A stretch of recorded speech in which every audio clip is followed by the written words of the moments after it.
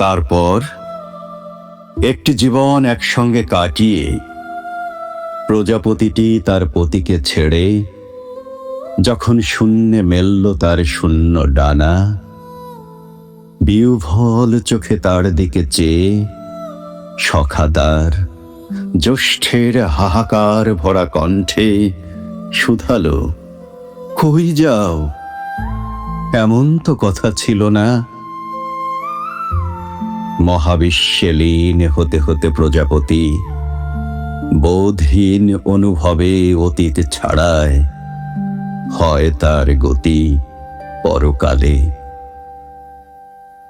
বহু সহস্র আলোক বর্ষ দূরের কোনো এক গ্রহে এক রৌদ্র করোজ্জ্বল সকালে তাকে ফের দেখা যায় ফুলো ডালে। শুধু তার ডানায় আরো একটি বেশি কালো ফোঁটা, পূর্ব জনমের দাগ। মনুষ্য শরীরের তিলগুলো যেমন সাক্ষ্য দেয় কতবার সে হয়ে গেছে ভাগ।